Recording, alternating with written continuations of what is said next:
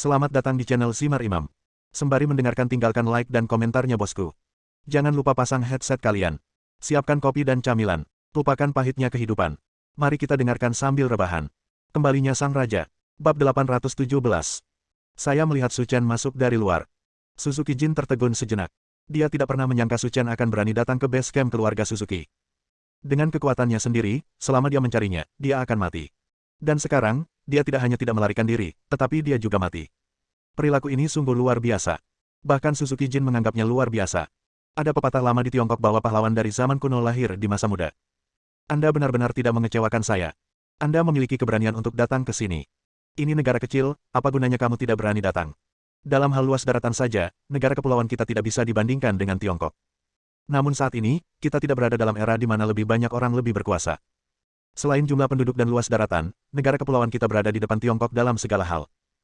Aspek, dan ini tidak hanya dalam hal kekuatan teknologi, bahkan dalam hal pengembangan seni bela diri, negara kepulauan kami jauh lebih unggul dari negara Anda, dan Anda meminta kematian Anda sendiri dengan datang ke sini hari ini. Pada saat ini, langkah kaki tergesa-gesa terdengar di luar, dan ratusan ninja berbaju hitam terlihat, memegang senjata, mengelilingi Su Chen begitu erat sehingga seekor lalat pun tidak dapat melarikan diri. Kalian semua mundur. Orang ini sangat kuat.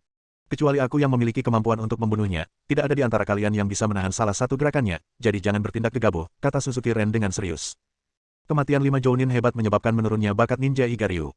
Seluruh keluarga Suzuki kini berada dalam masa sulit dan harus mengurangi korban jiwa semaksimal mungkin. Jika tidak, hal ini tidak akan memberikan manfaat apapun bagi kesembuhan keluarga di masa depan. Di bawah perintah Suzuki Jin, ratusan ninja mundur di sekitar ruangan Jepang, tetapi tidak meletakkan senjatanya.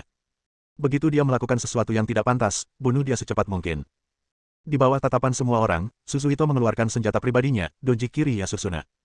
Melihat senjata legendaris itu, sarungnya kembali terlihat. Para ninja dari keluarga Suzuki sangat bersemangat. Ini adalah senjata legendaris.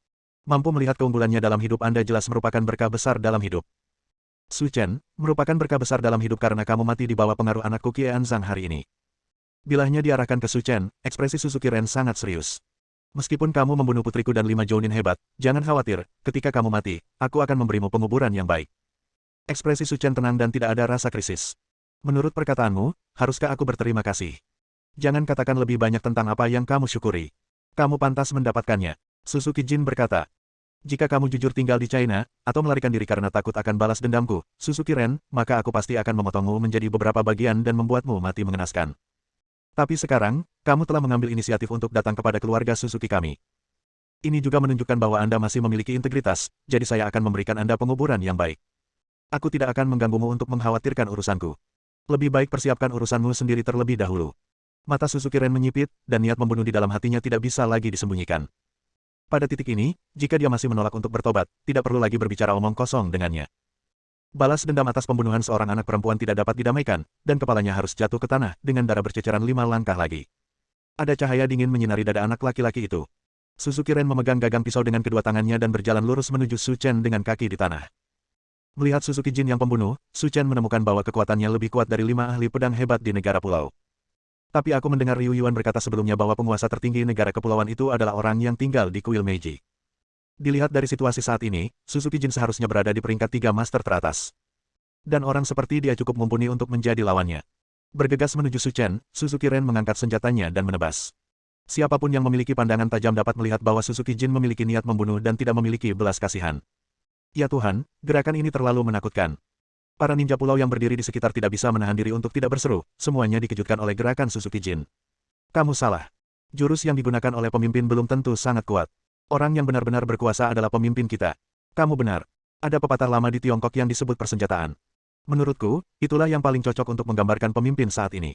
Karena kekuatannya sendiri, senjata atau jurus apapun bisa menjadi sangat kuat. Itu masuk akal. Di bawah tatapan semua orang, Suzuki Jin menebas udara dengan pedang panjangnya.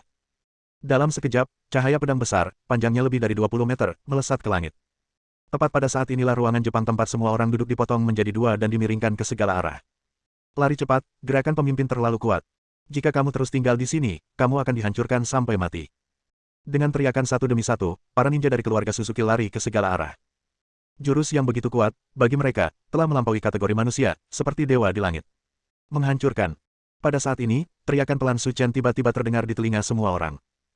Para ninja yang berlarian tanpa sadar menoleh, dan kemudian mereka terkejut saat menemukan bahwa cahaya pedang yang panjangnya lebih dari 20 meter sebenarnya terhalang olehnya.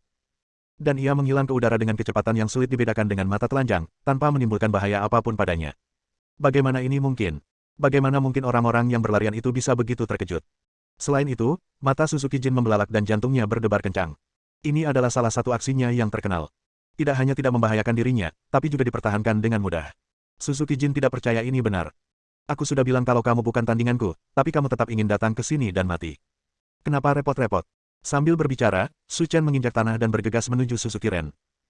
Kecepatan Su Chen sangat cepat sehingga Suzuki Ren tidak punya waktu untuk bereaksi, dia hanya bisa mengayunkan pisau panjang secara naluriah untuk mencoba menahan serangan Su Chen. Kapan? Suara jalinan logam terdengar, dan sesuatu yang mencengangkan terjadi lagi. Tangan besar Su Chen menggenggam bilah pisau anak laki-laki itu semudah sumpit. Dia benar-benar menggendong anak laki-laki Kirya Susuna. Siapapun yang melihat pemandangan ini tidak dapat mempercayai fakta di hadapan mereka. Itu adalah pedang terkenal dalam legenda negara kepulauan. Bagaimana mungkin pedang itu tidak bisa menembus pertahanannya? Apakah anak ini manusia atau hantu? Sihir macam apa yang dia gunakan untuk mencapai efek seperti itu? Oke, permainannya hampir selesai, aku bisa mengirimmu mati. Sebelum Suzuki Ren sempat bereaksi, tangan besar Su Chen menggunakan kekuatan dan dengan paksa mematahkan Kie Anzuna anak laki-laki itu, dan menusukkan setengah bilah pedangnya ke perutnya dengan backhand-nya. Bab 818. Engah. Dalam sekejap, darah muncrat kemana-mana, tapi Su Chen dengan terampil menghindari semuanya. Melihat separuh pedang di perutnya, Suzuki Jin tidak pernah menyangka dia akan mati dengan cara seperti ini. Terlebih lagi, aku tidak menyangka bahwa aku bahkan tidak punya ruang untuk menangkis di depannya. Orang seperti apa yang secara tidak sengaja disinggung oleh keluarga Suzuki? Menghadapi tuan seperti itu, hanya Dewa Kuil Meiji yang bisa membunuhnya. Su Chen sudah mati, dan Su Chen tidak repot-repot mengambil tindakan terhadap antek-antek yang tersisa, dan pergi dengan ringan, hanya menyisakan sosok mimpi buruk di belakang mereka. Sore itu, Su Chen bergegas kembali ke Lin Group. Melihat Su Chen kembali, Lin Ruohan menyambutnya dengan penuh semangat. Saudara Chen, semuanya selesai begitu cepat. Su Chen mengangguk dan menjawab sambil tersenyum. Ini bukan masalah besar. Itu ditangani dalam waktu kurang dari setengah jam. Waktu terbuang percuma di jalan, kalau tidak saya pasti sudah kembali sejak lama. Lin Ruohan tersenyum seperti sekuntum bunga. Saudara Chen, sudah hampir waktunya. Saya harus bersiap-siap untuk pulang kerja. Saya akan menelepon Chan Yue malam ini dan ayo kita makan. Oke, terserah kamu. Sore harinya, mereka bertiga menemukan restoran Prancis dan menyantap makanan Prancis. Awalnya, Lin Ruohan ingin Guo Chanyu kembali dan tinggal di sana, tetapi Guo Chanyu menolaknya. Dia berkata bahwa dia tidak ingin menunda rencana Su Chen dan Lin Ruohan untuk menciptakan generasi baru, jadi dia kembali ke sekolah dengan tenang. Dan perkataan Guo Chanyu juga membuat Su Chen menantikannya. Begitu gaun pengantin sudah siap, pengaturan pernikahan bisa dilakukan. Setelah menyekolahkan Guo Chanyu, keduanya berjalan-jalan di jalan raya dan kemudian kembali ke Triumph Villa. Begitu dia sampai di rumah, Lin Ruohan pergi ke kamar mandi dan bersiap untuk mandi. Ini sudah menjadi kebiasaannya sejak lama dan biasanya tidak bisa dihilangkan. Saudara Chen. Lin Ruohan menyapa di pintu kamar mandi di lantai atas. Ada apa? Apakah kamu ingin datang dan mandi bersama? Saya pikir pendekatan ini layak dilakukan. Saat Su Chen selesai berbicara, dia muncul di pintu kamar mandi di lantai 2. Saat ini, Lin Ruohan telah melepas branya dan hanya mengenakan celana dalam kecil. Ketika saya melihat Su Chen, saya tertegun sejenak. Saya tidak menyangka dia begitu cepat, dan dia muncul dalam sekejap mata. Ah, kakak Chen, kamu sangat jahat. Melihat Su Chen, Lin Ruohan berteriak dan dengan cepat menutupi dadanya dengan kedua tangan untuk memblokir 2 gumpalan daging di dadanya. Meski aku disentuhnya saat tidur, itu hanya sesekali. Melihat satu sama lain telanjang sekarang membuat Lin Ruohan merasa sedikit malu. Bukankah kamu memintaku untuk datang dan mandi bebek Mandarin? Aku hanya menggodamu. Siapa yang tahu kamu akan datang dan begitu cepat, kamu mesum. Lin Ruohan memutar matanya dan berkata, biarpun aku mesum, kamu merayuku di sini. Itu tidak ada hubungannya denganku. Siapa yang merayumu? Jangan bicara omong kosong. Aku, Lin Ruohan, tidak akan pernah melakukan hal seperti itu. Sambil menatap Su Chen, Lin Ruohan menutup pintu kamar mandi dan bersiap untuk mandi. Setelah bertengkar hebat dengan Lin Ruohan selama beberapa saat, Su Chen kembali ke ruang tamu di lantai bawah. Dering-dering-dering. Sekitar 1 jam kemudian, Su Chen sedang menonton TV ketika ponsel di sakunya berdering. Ketika saya mengambilnya dan melihatnya, saya menemukan itu adalah nomor luar negeri. Saat melihat nomor itu, wajah Su Chen menunjukkan senyuman. Karena panggilan itu dilakukan oleh Albert, dan gaun pengantin Lin Ruohan dirancang sendiri olehnya. Jika dia menelepon saat ini, dia pasti sudah mengurus masalah gaun pengantin. Apakah sudah siap? Su Chen bertanya dengan penuh semangat. Rajaku, sesuatu telah terjadi. Suara ketakutan Albert terdengar dari seberang telepon, seolah-olah sesuatu yang buruk telah terjadi. Dalam sekejap, ekspresi Su Chen menjadi dingin. Gaun pengantin Lin Ruohan adalah prioritas utama, dan dia tidak akan membiarkan kecelakaan terjadi terkait masalah ini. Apa yang terjadi? Ceritakan pelan-pelan. Wang, kami telah merancang gaun pengantin untuk ratu akhir-akhir ini. Tapi pagi ini, ketika saya dan murid saya datang ke studio, kami menemukan bahwa bahan untuk membuat gaun pengantin hilang, dan bahkan berangkasnya pun dicuri. Kamu bilang sutra emas itu dicuri. Setelah mendengar berita seperti itu, nada suara Su Chen tanpa sadar meninggi. Apakah kamu tidak memiliki personel khusus yang menjaga tempatmu? Bagaimana hal seperti ini bisa terjadi? Sejak sutra dikirimkan hari ini, kami telah mengirimkan orang untuk berjaga di sekitar studio siang dan malam. Namun tadi malam, tidak hanya sutra emas yang dicuri, tetapi pengawal yang kami kirimkan juga menghilang tanpa alasan. Polisi, cobalah untuk menangkap pencuri itu secepat mungkin, kata Albert dengan nada mencela diri sendiri. Tidak perlu memanggil polisi, saya akan menangani masalah ini sendiri. Su Chen berkata dengan dingin, menyebabkan suhu di seluruh ruang tamu turun, membuat orang bergidik. Raja, apakah kamu ingin datang ke Amerika secara langsung? Ya, saya akan pergi sekarang dan melindungi tempat kejadian. Tidak ada yang bisa menyentuhnya. Aku mengerti, aku menunggumu di sini.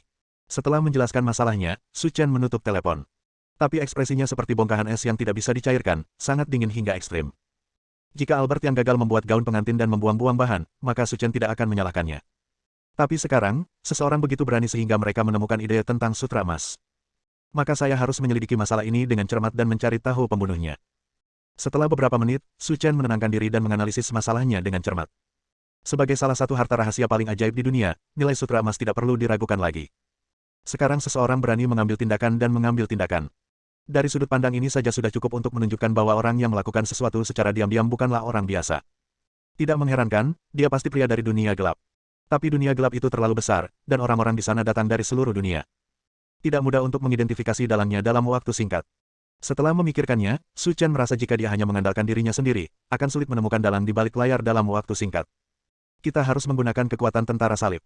Memikirkan hal ini, Su Chen mengeluarkan ponselnya dan menghubungi nomor Long Yuan. Raja. Long Yuan menghargai kata-kata seperti emas seperti biasa, bahkan saat menghadapi Su Chen. Datanglah ke Zonghai, lindungi Lin Ruohan untukku, dan beritahu Selina untuk menungguku di Miami. Raja, apakah ada sesuatu yang terjadi di sana? Apakah kamu memerlukan saudara lain untuk ikut bersamamu? Untuk saat ini tidak perlu, Selena dan aku bisa melakukannya. Oke, aku akan segera mengaturnya. Bab 819. Saudara Chen. Melihat Su Chen linglung di sana, Lin Ruohan membungkus dirinya dengan handuk mandi dan melambaikan jari-jarinya di depannya untuk menyadarkannya kembali. Saudara Chen, apa yang kamu pikirkan? Apakah kamu dalam keadaan linglung? Lin Ruohan bertanya dengan cemas, kakaknya Chen jarang mengalami saat seperti itu, dia pasti menemui sesuatu yang merepotkan. Ini bukan masalah besar. Su Chen menjawab sambil tersenyum. Tapi aku mungkin pergi ke Amerika Serikat besok dan akan kembali sekitar seminggu. Lalu aku akan meminta Long Yuan untuk datang dan melindungimu. Melihat ekspresi Su Chen, Lin Ruohan sudah mendapat firasat bahwa ada sesuatu yang tidak beres. Karena dalam keadaan normal, Su Chen akan membawanya keluar bersamanya. Dan sekarang, Long Yuan telah dikirim ke sini lagi, sesuatu yang besar pasti telah terjadi. Saya mengerti, Saudara Chen, Anda harus memperhatikan keselamatan ketika Anda keluar dan kembali lebih awal. Saya akan menunggu Anda di rumah. Bagus. Siang hari berikutnya, Long Yuan bergegas ke Triumph Villa tanpa membuang waktu. Adapun pencurian sutra emas, Long Yuan juga segera mengetahuinya. Tapi tidak ada kemarahan di wajahnya, dan lebih terlihat menarik dan lucu. Mereka bahkan berani menyentuh barang-barang milik tentara salib kita. Orang-orang ini menjadi semakin berani. Siapa bilang tidak? Su Chen menjawab dengan senyuman yang sama. Setelah menjelaskan beberapa hal penting kepada Long Yuan, Su Chen naik jet pribadinya dan bergegas ke Miami di Amerika Serikat sesegera mungkin. Di sebuah kafe di Bandara Miami, seorang wanita berambut pirang mengenakan celana pendek hitam dan ikat pinggang putih duduk. Sosok wanita itu tinggi, minimal 1,8 meter, namun jika dilihat secara visual, tinggi kakinya sudah 1,2 meter. Selain itu, penampilan wanitanya juga luar biasa, fitur wajahnya sangat indah dan jernih, terutama matanya yang menggoda. Cantik, tidakkah kamu merasa kesepian minum kopi sendirian di sini? Saat wanita itu sedang bermain dengan ponselnya, dua pria kulit hitam muncul di sampingnya. Mungkin karena gen mereka, keduanya semakin tinggi, dan mereka langsung mengungguli wanita itu. Melepas kacamata hitam di hidungnya, wanita itu memandang kedua pria kulit hitam itu sambil tersenyum. Sungguh sepi. Bagaimana kalau kalian berdua duduk dan minum bersamaku? Keduanya saling berpandangan, tak satu pun dari mereka menyangka wanita ini bisa begitu mudah untuk digoda. Bahkan sebelum saya mengucapkan beberapa patah kata pun, saya sudah ketagihan. Cantik, menurutku ini bukan tempat yang bagus untuk minum kopi. Aku sudah memesan kamar di hotel sebelah. Bagaimana kalau kita pergi ke sana dan ngobrol? Aku yakin itu akan membuatmu ekstasi. Pasti akan lebih menarik daripada minum kopi di sini. Wanita itu mengubah posisinya dan duduk dengan dagu di satu tangan. Ini idemu yang bagus, tapi kamu harus mempertimbangkannya. Mendengar hal tersebut, semua orang yang lewat merasa sedih. Karena mereka sudah terlanjur jatuh cinta dengan wanita ini, namun karena harga diri mereka yang rendah, mereka tidak berani datang dan memulai percakapan. Jika dia tahu bahwa dia adalah wanita yang mudah untuk digoda sejak awal, dia pasti sudah mengambil tindakan sejak lama, dan kedua nigas ini tidak akan mendapat giliran. Sungguh menyia-nyiakan sumber daya alam. Kedua pria kulit hitam itu sangat bersemangat, seolah-olah mereka telah mengantisipasi apa yang akan terjadi untuk sementara waktu. Bahkan selangkangannya pun bereaksi. Karena kamu sudah menyetujui permintaanku, ayo pergi. Kita tidak sabar menunggu. Jika kamu ingin pergi, kalian berdua pergi, dia harus ikut denganku. Suara yang tiba-tiba itu membuat kedua pria kulit hitam itu tampak terkejut. Sepertinya saya tidak menyangka seseorang akan melompat keluar dan menimbulkan masalah. Tanpa sadar mendongak, mereka berdua melihat seorang pria Asia berdiri tak jauh dari situ. Dia menatap wanita di meja dengan ekspresi tenang, seolah bertekad untuk memenangkannya. Wah, apa maksudmu? Dia anak yang kita tangkap. Apa kamu masih ingin menghalangi? Pada awalnya, mereka memiliki beberapa kekhawatiran. Jika mereka juga orang Amerika, apakah rencana mereka akan berhasil atau tidak adalah sebuah pertanyaan. Tapi sekarang berbeda. Orang lain adalah orang Asia, dan Anda bisa tahu dia pengecut hanya dengan melihat sosoknya. Selama kamu memukulnya dengan ringan, kamu bisa menjatuhkannya. Tidak ada yang perlu ditakutkan. Kemunculan Su Chen pun membuat orang lain minggir dan menyaksikan keseruannya. Seorang pria Asia masih ingin menjemput pria di Amerika. Saya benar-benar tidak tahu apa yang dia pikirkan. Jika dia benar-benar mengambil tindakan, dia mungkin mati dan pergi menemui Tuhan. Aku sudah mengatakan apa yang perlu dikatakan. Jika kamu tidak ingin mati, keluar dari sini. Kedua lelaki berkulit hitam itu tampak tercengang. Mereka tidak menyangka kalau orang Asia yang tidak takut mati ini bisa begitu sombong. Ini benar-benar mencari kematian. Jika Anda tidak memberinya petunjuk, dia tidak akan tahu betapa kuatnya dia.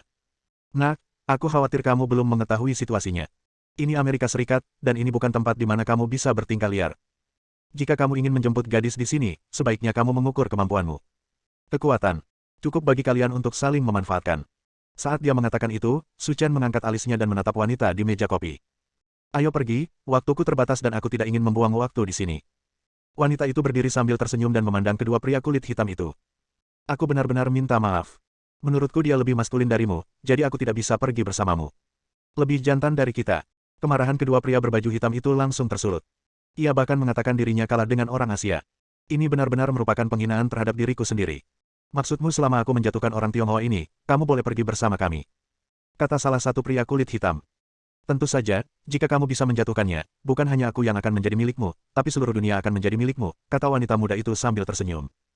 Dua pria kulit hitam sama sekali tidak peduli dengan dunia, dan mereka tidak mengerti maksudnya. Tapi mereka berdua tahu bahwa selama mereka mengalahkan pria Tiongkok ini, mereka akan bertarung dengan bahagia hari ini. Mengesampingkan yang lainnya, kedua kaki ini saja sudah cukup untuk bersenang-senang di malam hari. Sungguh mengasyikkan hanya dengan memikirkannya. Saya kira hidupnya sudah memasuki hitungan mundur. Fisik orang kulit hitam diakui sebagai yang terbaik di dunia. Atlet terbaik di cabang olahraga apapun berasal dari orang kulit hitam.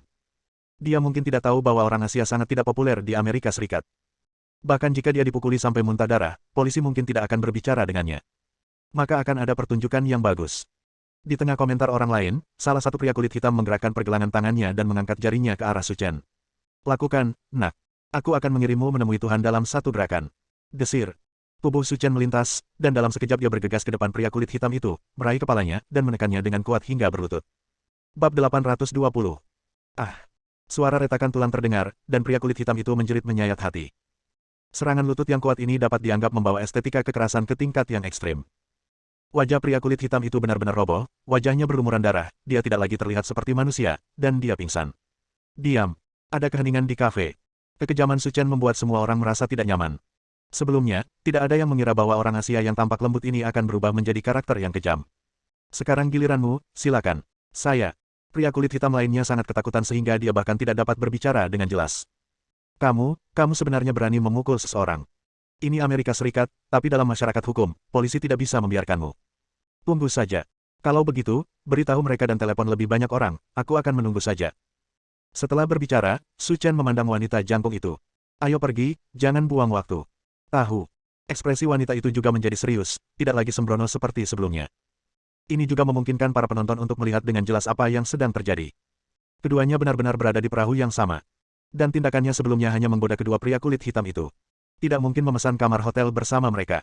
Seperti yang diharapkan semua orang, wanita jangkung dan Su Chen memang berada dalam kelompok yang sama. Dan di dunia ini, orang yang bisa menjemputnya mungkin belum lahir. Nama wanita itu adalah Selina, yang merupakan kepala intelijen tentara salib pada saat itu. Dia adalah guru terhebat ketiga setelah Su Chen dan Long Yuan. Dia memiliki otoritas dan kekuatan absolut di dalam tentara salib. Dia juga merupakan sosok perwakilan di antara karakter wanita di dunia bawah tanah. Selama nama Selena disebutkan, semua orang pasti akan mengacungkan jempol dan mengaguminya. Ada sebuah Mercedes-Benz G yang diparkir di luar bandara, tetapi kursi belakang telah dilepas, dan ada berbagai macam kotak besar di dalamnya, yang cukup misterius. Wang, kenapa kamu tidak memberitahu kami bahwa kamu sudah menikah? Jika Long Yuan tidak memberitahu kami belum akan mengetahuinya, kata Selena dengan ekspresi kesal. Saya baru saja mendapatkan akta nikah, dan pernikahannya belum dilangsungkan, jadi saya ingin menunggu sampai hari pernikahan untuk memberi tahu Anda. Su Chen selalu baik kepada saudara-saudari tentara salibnya, memberi mereka toleransi dan pengertian terbesar. Sebenarnya aku tidak peduli tentang mendapatkan surat nikah atau mengadakan pernikahan, tapi ada satu hal yang ingin kuberitahukan padamu. Selena terlihat serius dan berkata sambil mengemudi. Apapun itu, katakan saja. Mobil saya memiliki sistem peredam kejut baru. Sistem peredam kejut. Su Chen bingung ketika dia diberitahu, oke, mengapa kamu memberitahuku ini? Kami bisa memberi Anda getaran mobil. Saya yakin itu akan membuat Anda merasa sangat baik. Selain itu, saya baru-baru ini mempelajari beberapa postur baru, jadi saya akan menganggapnya sebagai latihan terlebih dahulu. Mata Selina bersinar dan dia berkata dengan penuh semangat. Konsentrasilah pada mobilmu. Su Chen berkata dengan garis hitam di wajahnya, apa yang dipikirkan para wanita ini di kepala mereka. Ini benar-benar membunuhku. Raja, dengarkan aku, kamu harus berlatih lebih banyak, jika tidak maka akan mudah untuk merasa malu pada kali pertama. Sebagai bawahanmu, aku merasa memiliki tanggung jawab dan kewajiban untuk membantumu menyelesaikan cobaan ini. Kemudikan mobilmu dengan baik, atau aku akan mengusirmu. Su Chen berkata dengan wajah dingin. Wang, aku tidak menyangka kamu akan menyukai nada kekerasan seperti ini. Biar ku beritahu secara diam-diam, aku juga menyukai gaya ini. Mengapa kita tidak mencobanya? Aku masih memiliki alat peraga di mobilku. Su Chen terdiam beberapa saat, tidak tahu harus berkata apa. Wanita ini benar-benar putus asa. Setelah berkendara lebih dari 1 jam, keduanya tiba di sebuah perkebunan kecil di wilayah selatan Miami. Ini studio Albert, dan tugas pembuatan gaun pengantin juga selesai di sini. Jika bukan karena sutra emasnya dicuri, Su Chen tidak akan datang ke sini secepat ini. Saat melihat Su Chen dan Selina, Albert menangis dan berlutut di depan Su Chen tanpa penjelasan apapun. Raja, aku telah gagal dalam permintaanmu, tolong hukum aku. Saya tidak menyalahkan Anda dalam hal ini. Anda adalah orang biasa. Wajar jika Anda tidak dapat melindungi sutra emas. Selain itu, masalah ini juga merupakan kelalaian saya terhadap tugas dan saya tidak mempertimbangkannya dengan hati-hati. Anda tidak harus menyalahkan dirimu sendiri. Su Chen dan Selina masuk ke studio Albert bersama-sama. Sebagian besar perabotan di dalamnya masih mempertahankan tampilan aslinya dan tidak rusak. Hanya beberapa kain dan gambar yang terjatuh ke tanah. Sedangkan yang lainnya, tidak ada hal aneh yang terlihat. Bisakah kita menemukan petunjuk? Su Chen bertanya. Soal pengintaian dan kecerdasan, meski kemampuan Su Chen juga sangat luar biasa, namun masih tertinggal jauh dari Selina. Selena adalah perwira intelijen terbaik di dunia. Saya akan mencoba yang terbaik.